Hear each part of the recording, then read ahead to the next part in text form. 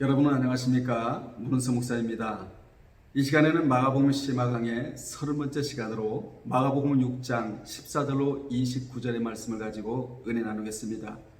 마가복음 6장 14절로 29절에는 예수님에 대해 잘못 이해한 헤롯과 그 헤롯에게 죽임당한 세례 요한에 대한 말씀입니다. 당시 예수님의 명성이 높아져 그 소문이 갈릴리 베레아 지역 분봉왕인 헤롯 왕에게도 들렸습니다. 예수의 소문을 들은 헤롯은 자신이 처형한 세례 요한의 영이 예수께 들어가 활동하는 것으로 오해하고 두려워하였습니다. 당시 예수에 대한 평가가 분분한 가운데 헤롯 왕은 예수를 세례 요한으로 평가하면서 예수를 다시 살아난 세례 요한으로 여겼던 것입니다. 당시 예수님은 그 지혜의 가르침과 권능의 이적으로 인해 이미 많은 사람들에게 아주 유명한 분으로 알려져 있었습니다. 헤롯이란 이름은 영웅을 의미하는 헤로스와 모양이나 외관을 뜻하는 에이도스와의 합성으로 영웅적인 외관을 지닌 이라는 뜻을 지니고 있습니다. 그는 예수를 죽이려고 베들레헴에서 유아 학살을 감행한 헤롯 대왕과 그의 아내 말타기 사이에서 태어난 분봉왕으로 재직할 당시 아라비아 왕 아레다 4세의 딸을 아내로 맞아들였습니다. 그러나 그는 후에 자신의 동생인 헤롯 빌립의 처이자 자신의 조카였던 헤로디아와 불륜의 관계를 가지다가 마침내 본부인을 버리고 헤로디아와 결혼하게 됩니다.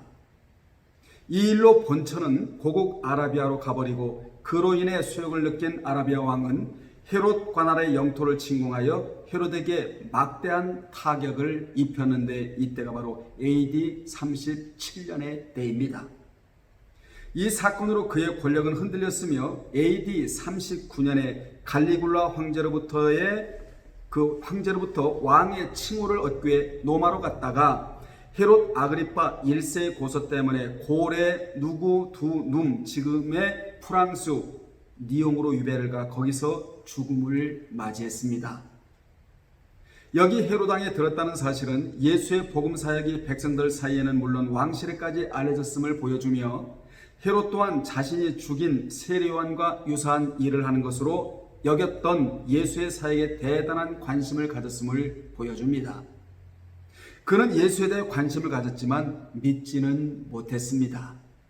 오늘날에도 성경은 알지만 그 내용을 믿지 못하는 자가 있고 예수에 대해 알고는 있지만 그분을 믿지 못하는 자가 있으며 천국은 입으로 들먹이면서도 그곳에 갈 생각은 안 하는 자들이 있는데 이러한 자들이 바로 현대판 헤롯입니다.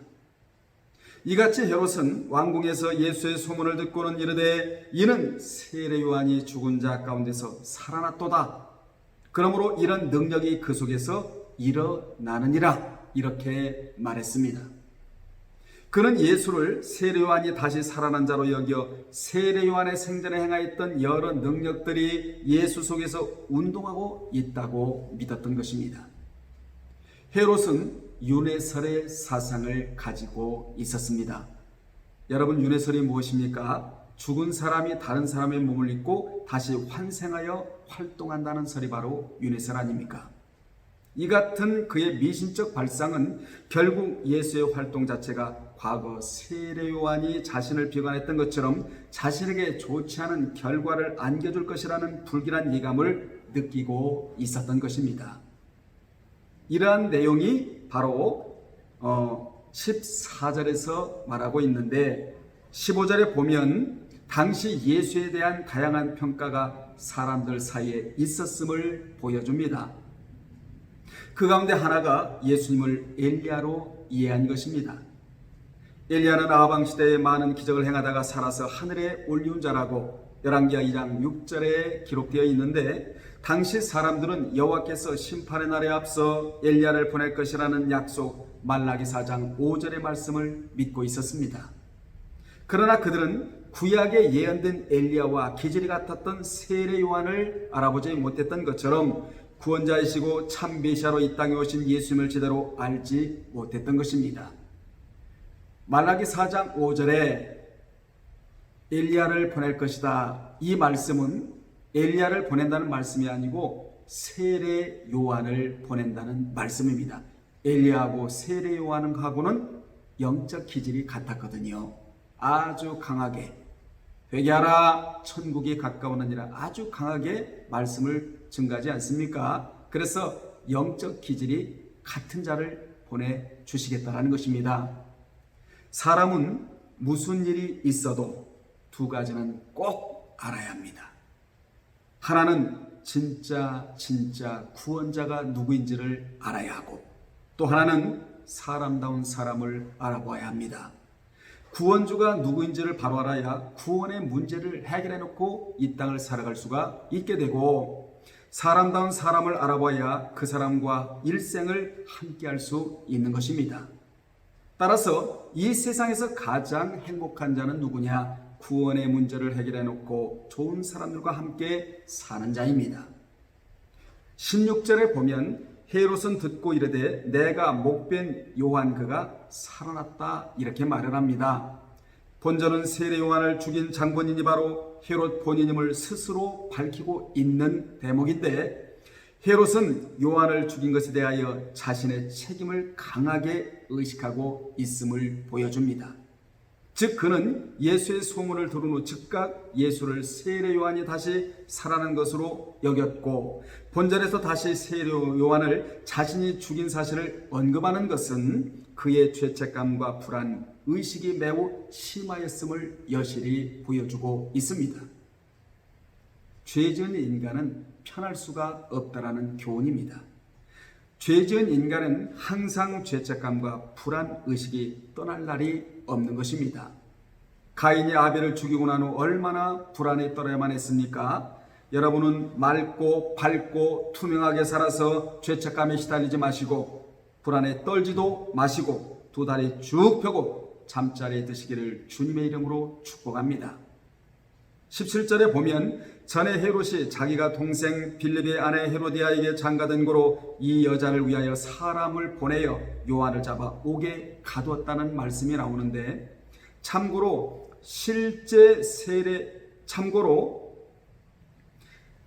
세례 요한이 헤롯의 근친상가를 비판하다 체포되어 죽임을 당한 것은 AD 28년의 일입니다. 헤롯은 동생 빌립의 아내인 헤로디아와 결혼함으로써 근친상간을 범하고 근친상간을 금하고 있는 율법을 범했다는 것이지요. 레위기 20장 21절에 이 부분을 금하는 내용이 나오거든요. 이로 인해 그는 세례 요한으로부터 비판을 듣게 되었다고 18절에서 말하고 있는데, 당시 로마의 황실에서는 누이와 결혼하는 등 성윤리가 문란하였고, 그 속주들에 있어서도 권력자들 사이에 이러한 근친상간의 범죄가 공공연히 일어나고 있었습니다. 이러한 사실들은 그 시대의 도덕적, 종교적 타락의 한 단면을 드러내고 있다고 할 수 있는데, 헤로디아는 헤롯 대왕의 아들 가운데 하나인 아리스토블루스의 딸로서 후에 유대 전 지역의 왕이 된 헤롯 아그리빠의 누이였습니다. 그녀는 자신의 삼촌인 헤롯 빌립 1세와 결혼하여 살로메를 낳았으나 그 남편을 버리고 남편의 형이자 자신의 이복 삼촌인 헤롯 안티파스와 재혼하는 죄악을 범하였습니다. 당시 헤롯은 헤로디아의 움직인 아주 우유부단한 사람이었습니다. 사람은 누구에 의해서 조종받는가가 굉장히 중요하지 않아요? 악한 자의 조종을 받으면 안 됩니다. 나에게 영육간에 유익을 줄 자에게 조종을 받아야 되는 것입니다. 최고의 조종은 하나님에게 받아야 되고 말이에요. 18절에 보면 이는 요한이 헤롯에게 말하되 동생의 아내를 취한 것이 옳지 않다 이렇게 비판을 했습니다. 책망을 했다는 것이지요. 당시 요한은 헤롯의 불에 대하여 단 한 번 말한 것이 아니라 헤롯이 불의로부터 돌이킬 것을 지겹도록 계속하여 지적했음을 생생하게 보여줍니다. 이를 통해 볼 때 헤로디아의 강력한 요구가 주된 원인이었기는 하지만 헤롯 자신도 이러한 요한의 계속적인 지적질이 듣기 싫어 요한을 옥에 가둬버린 것을 알 수 있습니다. 이같이 인생이 변화되기는 그리 쉽지 않습니다. 그렇다고 해서 변화되지 않으면 어떻게 되겠습니까? 한글 성경에는 번역되지 않았지만 원문에 보면 수, 영어로 유, 당신이라고 소리 높게 외친 사실이 잘 드러나 있습니다. 직역을 하면, 원문대로 그대로 직역을 하면 당신의 동생의 아내를 취한 것이 당신에게 옳지 않다. 옳지 않다는 추상적인 호령이 역력히 드러나 있습니다. 본문은 세례 요한이 헤롯에 대하여 지적한 내용이 무엇인가를 소개하고 있으며, 이 지적의 내용은 근친상가를 범한 하나님의 말씀에 근거하고 있습니다. 여기 옳지라는 단어가 엑세스티라는 단어인데, 이 옳지는 도덕적 그리고 법적으로 타당하고 합법적인 것을 가리키는 동사입니다. 세례 요한은 동생의 아내를 취한 헤롯의 행위가 도덕적으로 옳지 않을 뿐만 아니라 분명한 불법적 행위라는 것을 나타냅니다. 물론 여기에 법은 하나님의 법을 말하는 것이며, 이것은 세례 요한이 철저하게 하나님 중심의 사고를 하고 있었음을 보여줍니다. 이러한 본문은 한편으로 왕이 곧 법으로 통했던 전제 국가에 있어서도 지상의 왕은 만왕의 왕 되신 하나님의 법에 순종해야 할 책임이 있다는 사실을 강조하고 있습니다. 11절에 보겠습니다. 헤로디아가 요한을 원수로 여겨 죽이고자 하였으되 하지 못했다는 말씀이 나오는데, 당시 헤로디아는 자신의 부도덕함과 비윤리적인 죄를 책망하는 요한을 향해 절치부심하며 계속적인 원한을 품고 있었습니다. 여러분, 계속적으로 원한을 품고 미워하는 것은 살인행위라고 요한 1서에 기록되고 있는데 벌써 살인을 범했다는 것이지요. 미워하려 과거 시제로 되어 있기 때문에 한두 번 원한을 품은 것이 아니고 계속적으로 원한을 품었다는 것을 우리로 하여금 알게 합니다. 그는 이같이 세례 요한의 책망을 듣고 돌이킬 생각은 하지 않고 죽이고자 하여 매우 주도 면밀하게 계획하고 기회만 보고 있었던 것입니다. 20절에 보겠습니다. 왜냐하면이 있는데, 왜냐하면 헤롯이 요한을 의롭고 거룩한 사람으로 알고 두려워하여 보호하며 또 그의 말을 들을 때 크게 번민을 하면서도 달갑게 들음이러라 라는 말씀이 나오지 않습니까? 본절은 서두의 이유를 설명하는 접속사 가르를 사용함으로써 헤로디아가 왜 요한을 죽이지 못했는가에 대한 이유를 제시하고 있습니다. 헤롯은 비록 헤로디아 때문에 요한을 잡아 옥에 가두었지만 요한이 의롭고 거룩한 사람이라는 것을 알고 있었으므로 요한을 함부로 죽이지는 못했습니다. 헤롯은 요한을 두려워했을 뿐만 아니라 그의 의롭고 거룩한 모습으로 인하여 그를 존경했음을 알 수 있습니다. 헤로디아는 헤롯에게 요한을 죽여달라고 계속적이고 집요하게 간청했지만 헤롯은 지금까지 요한의 생명을 보호하고 있었던 것입니다. 여기 헤롯이 두려워하여 포베오, 헤롯이 두려워하여와 보호하며 쉰테레오, 이 보호하면은 등위 접속사 그리고가 카이잖아요. 그리고로 연결되어 있어서 그는 두려워하고 있었으며 그리고 보호하고 있었다라는 의미로 쓰이는 단어들입니다. 이같이 헤롯은 요한을 두려워하면서도 동시에 보호하고 있었던 것입니다. 그런데도 그는 그 일로 번민을 하고 있었는데, 여기 번민은 헤롯이 헤로디아의 말과 세례 요한 사이에서 어떻게 해야 할지를 몰라 방황하고 있었던 것입니다. 이 동사가 미완료 과거 시제로 사용되어 그의 고민이 계속해서 그를 사로잡고 있었음을 알게 합니다. 21절에 마침 기회가 좋은 날이 왔으니 곧 헤롯이 자기 생일에 대신들과 천부장들과 갈릴리의 귀인들을 더불어 잔치를 했다는 내용이 21절입니다. 헤로디아가 계속해서 세례 요한을 죽이고자 계획한 것과 헤롯이 자기의 생일에 잔치를 베푼 것이 그녀의 계획을 실행할 수 있는 절호의 기회로 맞아 떨어지게 되었다는 것을 알 수 있습니다. 이같이 사단도 형편에 알맞는 때를 맞춰줍니다. 우리는 하나님의 때에 맞게 살아야지 사탄이 맞춰주는 때에 맞게 살아서는 안 됩니다. 이것을 복이라고 생각하면 안 된다는 것이지요. 헤롯의 우유부단함 때문에 자신의 뜻을 이루지 못했던 헤로디아에게는 갈릴리 지방의 상류 계층이 거의 다 모인 이 자리야말로 헤롯으로 하여금 결단을 내릴 수밖에 없게 하는 절호의 기회로 여겨졌던 것입니다. 22절에 보면 헤로디아의 딸이 친히 들어와 춤을 추어 헤롯과 그와 함께 앉은 자들을 기쁘게 한지라 왕이 그 소녀에게 이르되 무엇이든지 내가 원하는 것을 내게 구하라 내가 주리라고 약속을 합니다.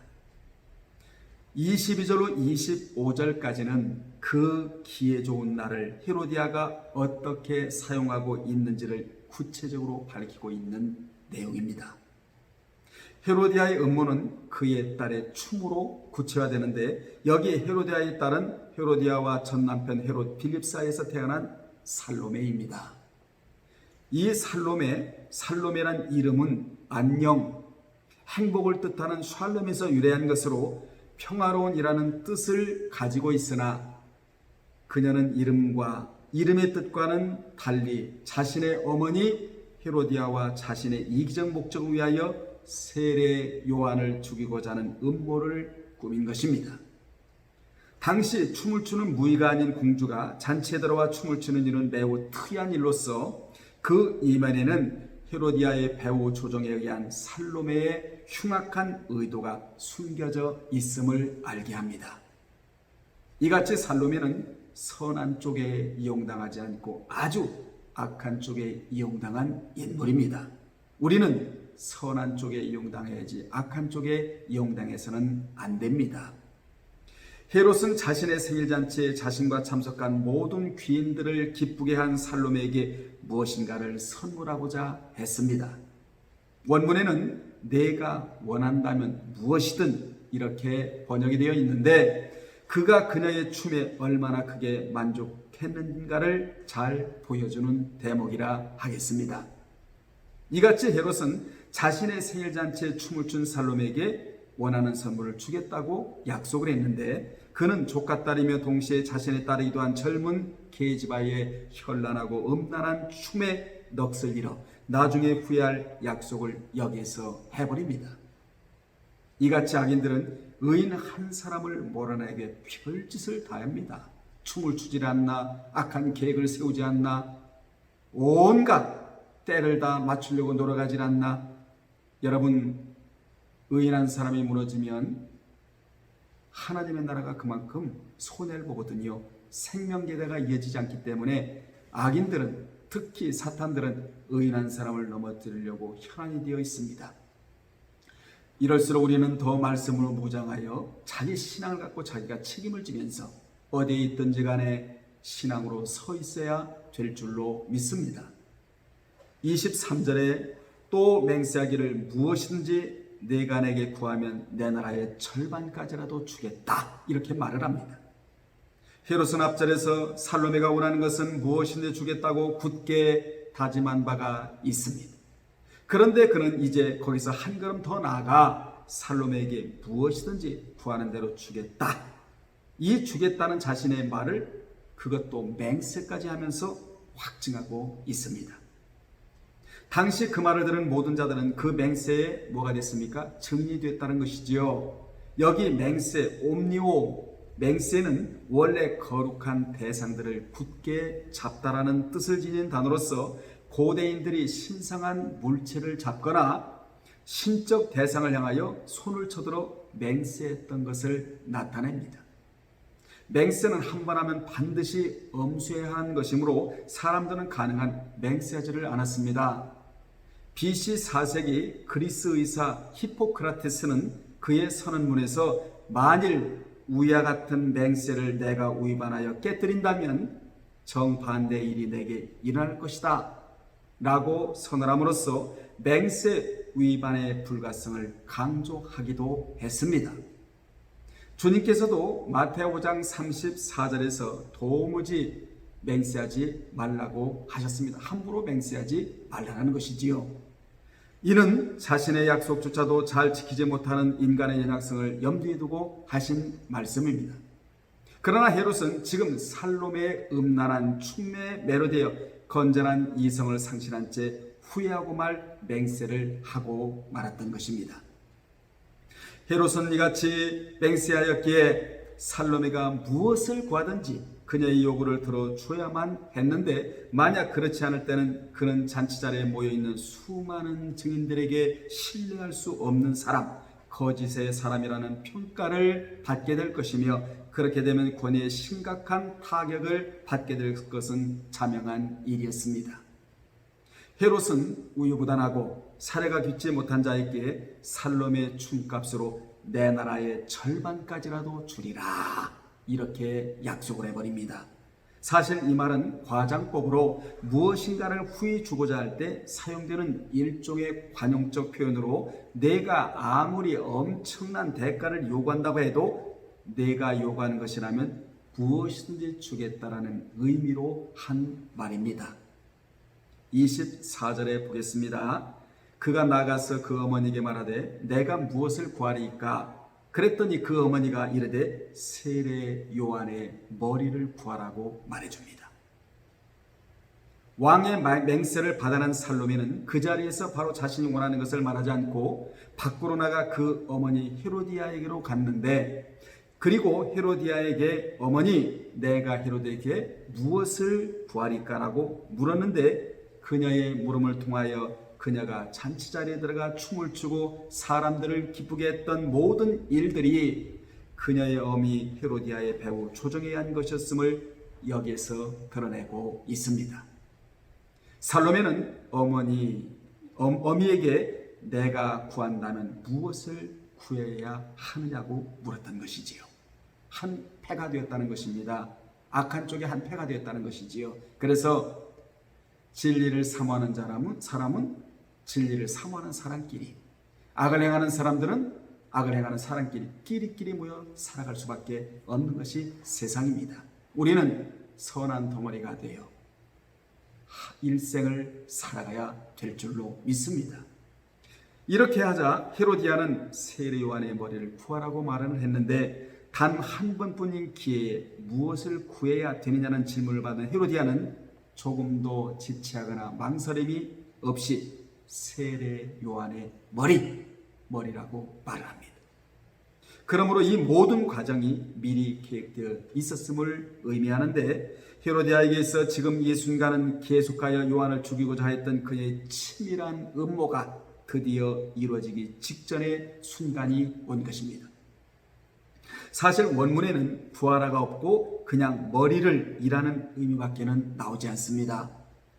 그러므로 원문대로 직역을 하면 세례 요한의 머리를, 이렇게 나오는 거예요. 여기서 우리는 살로메의 질문이 헤로디아가 얼마나 속히 그리고 얼마나 간단 명료하게 대답했는지를 잘 보여줍니다. 알 수 있는 것이지요. 그녀는 구하라, 아이테손, 구하라는 단어도 사용할 겨를도 없이 살로메가 구해야 할 대상만 내뱉었던 것입니다. 25절입니다. 그가 곧 왕에게 급히 들어가 구하여 이르되 세례 요한의 머리를 소반에 얹어 곧 내게 주기를 원하옵나이다 라고 말을 했는데, 본절은 살로메가 헤로데에게 요한의 목을 요구함에 있어서 얼마나 재빠르고 치밀했는지를 그리고 급히 그리고 곧이라는 동사들이 이를 말해주고 있습니다. 곧은 유디스로 이전 행동과 그 다음 행동을 곧게, 즉 곧바로 이어준다는 측면에서 행동의 즉각성을 나타내고, 그리고 급히, 수푸대 급히는 서둘러서라는 뜻으로 살로메의 행동의 즉각성을 강조해주고 있습니다. 살로메의 이러한 행동은 그녀의 입장이 헤로디아의 음모에 단지 동의하는 차원이 아니었습니다. 즉 그녀는 그 어미와 동일하게 요한의 목을 원하고 있었을 뿐만 아니라 오히려 그 어미가 요구한 것 이상의 적극성을 가지고 행동했던 것입니다. 여기 곧은 두 개의 행동을 곧장 연결하는 즉각성을 그리고 급히는 행동의 즉각성과 더불어 현장성을 의미하며 요한의 머리가 다른 장소에서가 아니라 지금 살로메가 서 있는 그 장소에 곧바로 있도록 할 것을 강조하는 표현들입니다. 이처럼 살로메가 매우 서둘러서 왕에게로 왔고 요한의 목을 당장 그 자리에 가져오도록 요구한 이유는 혹시라도 왕의 약속이 변경될 것을 우려했기 때문입니다. 본절은 살로메가 요한의 목을 요구하도록 하는 헤로디아의 요구를 전혀 주저함없이 아주 적극적으로 서두르는 가운데 그 요구가 관철되도록 치밀하면서도 간교하게 행동하고 있었음을 곧이라는 두 개의 부사와 급이라는 하나의 전치사로 이 상황이 급박성을 알게 합니다. 여기서 우리는 마귀는 악한 일을 함에 있어서도 전적으로 협력하고 순종한다는 것을 보여줍니다. 우리는 이들보다 더 나은 협력과 순종함이 있어야 함을 교훈받을 수가 있습니다. 26절입니다. 왕이 심히 근심하나 자기가 맹세한 것과 그 앉은 자들로 인하여 그를 거절할 수가 없었다는 말씀이 나오는데 본절에서 헤롯 왕은 진퇴양난의 상황에서 심히 근심하고 있는 것을 볼 수 있습니다. 그가 지금까지 해온 일의 결과는 한마디로 말하면 근심거리였다는 것입니다. 주님의 뜻대로 하지 않은 것의 결과는 모두가 다 근심거리입니다. 여기 근심이란 형용사는 주님이 잡히시기 전날 밤 겟세마네 동산에서 십자가 죽음을 앞두고 고민하신 것을 묘사한 단어와 같습니다. 살로메의 춤에 현혹되어 일순간의 쾌락에 물든 헤롯은 경솔하게도 나라의 절반까지라도 줄 것을 맹세까지 했잖아요. 위에서 그렇게 헤롯은 맹세했지만 살로메가 세례 요한의 목을 구할 줄은 꿈에도 몰랐던 것입니다. 안 그래도 그런 세례 요한의 존재에 대한 두려움과 체포해서 옥에 가둬 놓은 것에 대한 부담감으로 깊은 고민에 사로잡혀 있던 차에 살로메가 목을 요구하자 맹세까지 한 판에 어길 수도 없고 그렇다고 맹세를 이행하여 요한을 죽일 수도 없는 이중 삼중의 심각한 고민에 빠지지 않을 수 없게 됐던 것입니다. 그러나 그러한 근심은 지속되지 않고 한순간에 끝나버리고 마는데 결국 그의 얼마 남지 않은 조그만 양심에서 비롯된 이 고민은 요한을 끝까지 보호하는 것으로 지속되지 못하고 자신이 맹세에 대한 부담과 주변 사람들의 이목으로 인하여 한순간에 사그라지고 말았습니다. 헤롯은 이 요구를 거절할 수가 없었습니다. 헤롯은 진퇴양난에 빠진 상황에서 불가피한 선택을 할 수밖에 없었던 사실이나 결국 세례 요한을 죽인 것은 자신의 의지에서 나온 것이었습니다. 즉 그는 그 일로 인하여 약속을 바꾸고 맹세를 어긴 신뢰하지 못할 사람이라는 인상과 우유부단하다라는 인상을 받지 않으므로 자신의 권력에 흠이 나지 않기를 원했던 것이지요. 그는 양심보다 사람의 체면을 더 생각한 자이고 권력의 눈이 어두워 불의를 택하고 말았던 자였습니다. 하나님은 불신자에게는 양심을 주셨고 믿는 자들에게는 율법을 주셨는데 이 말씀이 로마서 2장 14절에 나옵니다. 그러므로 불신자는 양심이 바로 법정이나 마찬가지입니다. 그래서 양심은 제2의 법정이라고 하는 것입니다. 여러분, 불의를 저지르면 1차적으로 양심이 판결을 내리는 것입니다. 그래서 양심이 살아있으면 곧바로 판결을 내려요. 그러나 양심이 더러운 자는 판결을 내리지 못함으로 더더욱 더럽게 되는 것입니다. 그런데 헤롯은 사람과 권력 때문에 자신의 양심을 헌신짝처럼 버리고 말았습니다. 그 결과는 근심이었다는 것입니다. 근심은 뼈를 마르게 한다고 하지 않아요? 우리는 근심이 오기 전에 여러분 근심이 먼저 오기 전에 염려부터 와요. 이 염려가 다가올 때 기도로 잡아서 절대로 이 근심이 가슴 깊이 내려오지 못하도록 철저히 우리는 막아야 됩니다. 근심은 불신입니다. 그러나 염려까지는 하나님이 신앙으로 보는 것입니다. 염려가 다가옵니까? 기도로 잡으십시오. 그래서 근심이 마음 가운데 스며들지 못하도록 철저히 방어체계를 유지하시기를 주님의 이름으로 축복합니다. 27절을 보겠습니다. 왕이 곧 시병 하나를 보내어 요한의 머리를 가져오라 명하니 그 사람이 나가 옥에서 요한을 목베었다는 말씀이 나옵니다. 참 슬픈 말씀이 나오지 않아요?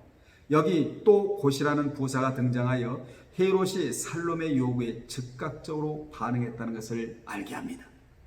여기에 등장하는 헤롯과 헤로디아와 살로메는 잠언 1장 16절에 기록된 대로 악으로 달려가며 피를 흘리게 빠른 자들이었습니다.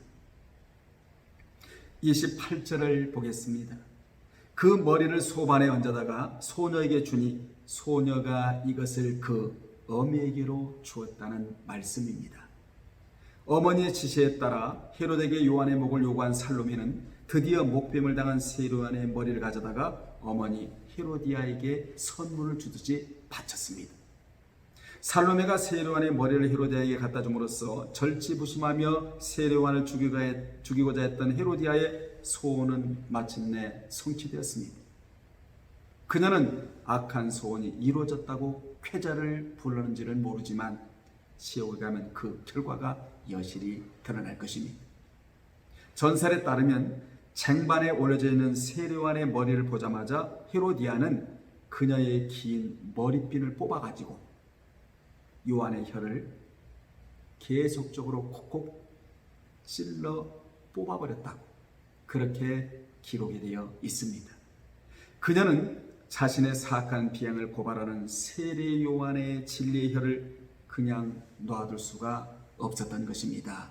그러나 하나님의 의를 말하다 비록 참수를 당했지만 누가요? 세례 요한이.